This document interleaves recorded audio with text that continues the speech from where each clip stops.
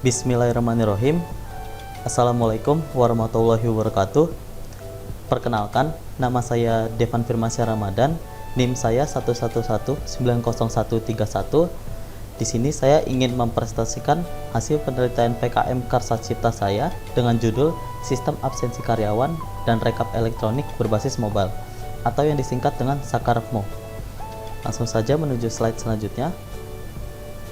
Nah, di sini ada latar belakang masalah. Latar belakang masalah yang saya ambil ada 3 poin, yaitu masa pandemi COVID-19 dan new normal. Lalu yang kedua, masih menggunakan ID card dan juga sidik jari.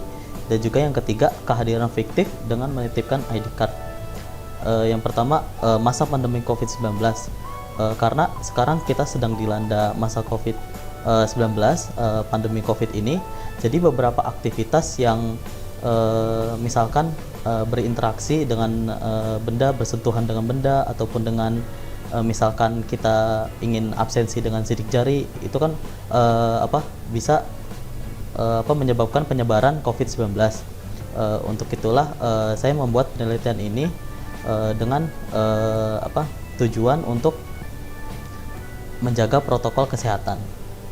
Lalu yang kedua, masih menggunakan ID card dan sidik jari. Jadi beberapa perusahaan mungkin ada yang masih menggunakan ID card dan juga sidik jari, dan itu juga masih belum menjaga ketat protokol kesehatan.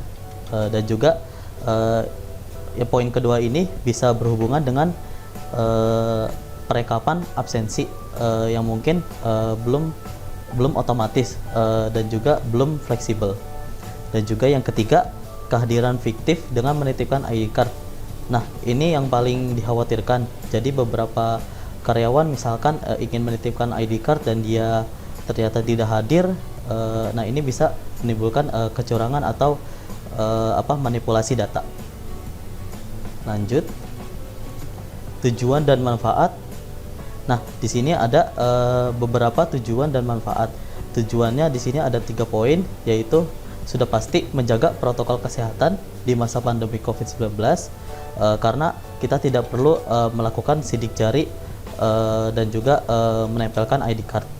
Dan juga yang kedua, menguji dan menganalisa efektivitas teknologi absensi berbasis GPS.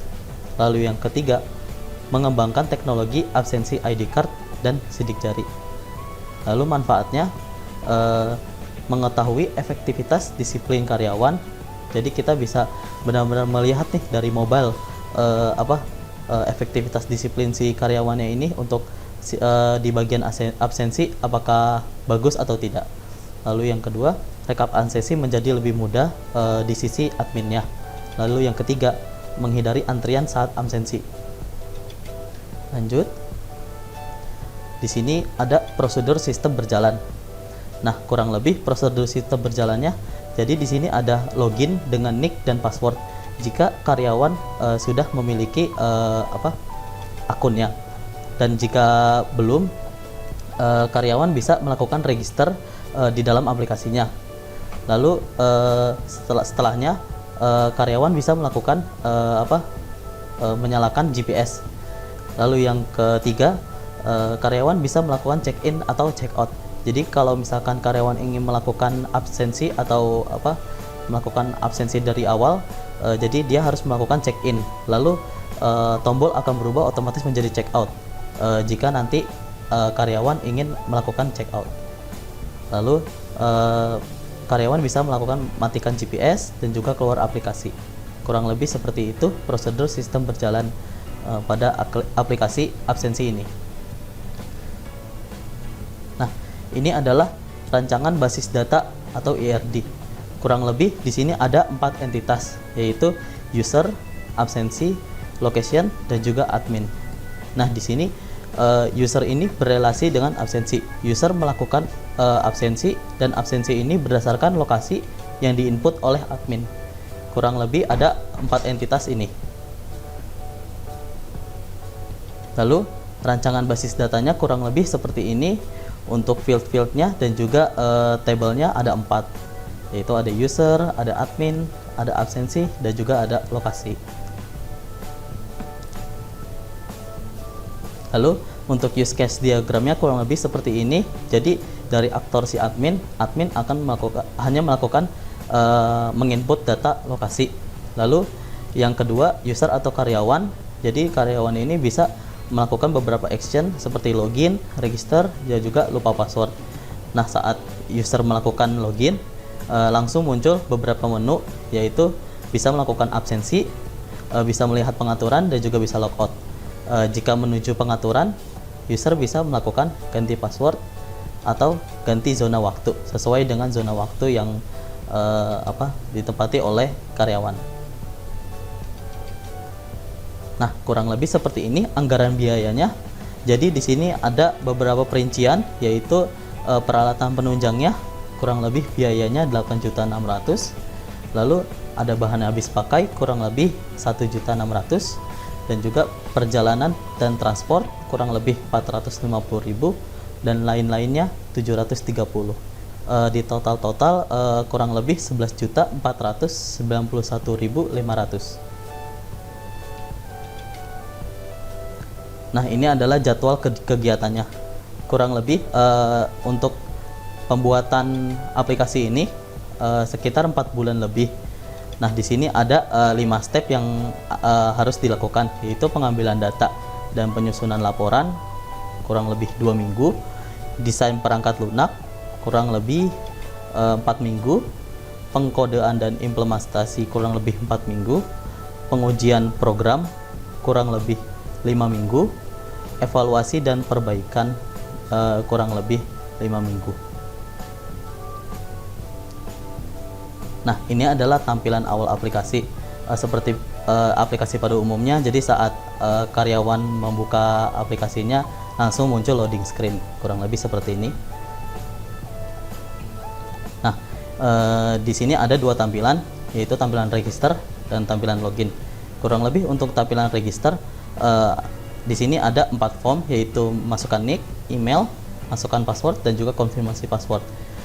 Jika sudah, karyawan bisa melakukan klik tombol register.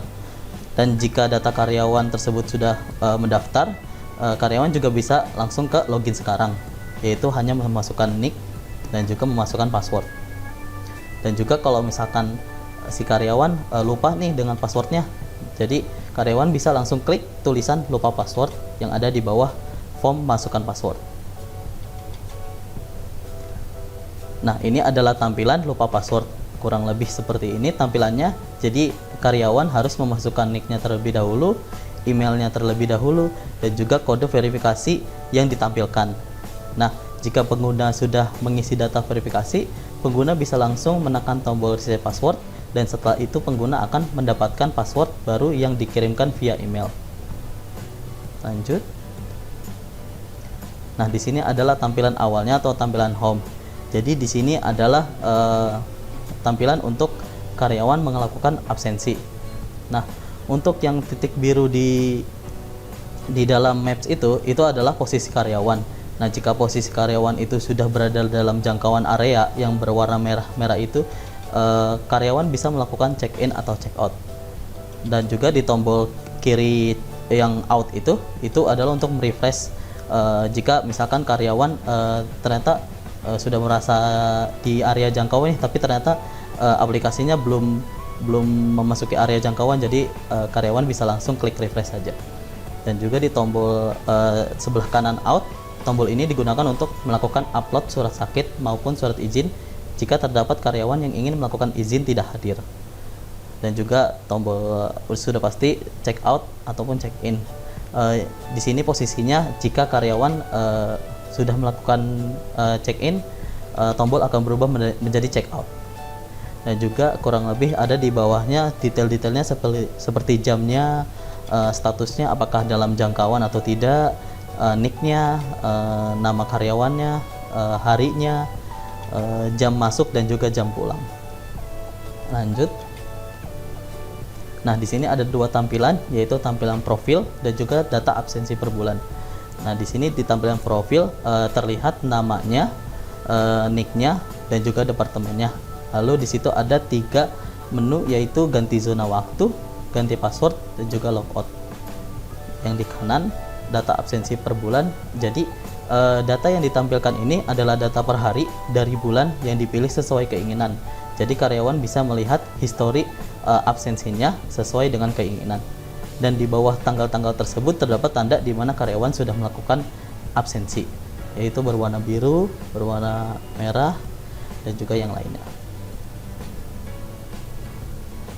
Nah, ini adalah dua tampilan saat mengklik ganti zona waktu dan juga ganti password. Nah, di kiri ini ganti zona waktu ini untuk mengganti jika zona waktu karyawan misal di WIB atau WITA atau WIT itu sesuai dengan tempat kantor karyawan. Dan juga diganti password ini jika karyawan ingin mengganti password yang lama menjadi yang baru. Nah, ini adalah tampilan jika karyawan mengklik tombol hijau untuk upload surat izin atau tidak masuk. Kurang lebih di sini ada form tipe surat. Dia bisa memilih salah satu, yaitu sakit atau izin. Dia juga karyawan harus mengupload file suratnya dengan cara memfotonya, lalu klik upload jika sudah selesai. Kurang lebih seperti itu presentasi dari saya. Terima kasih. Wassalamualaikum warahmatullahi wabarakatuh.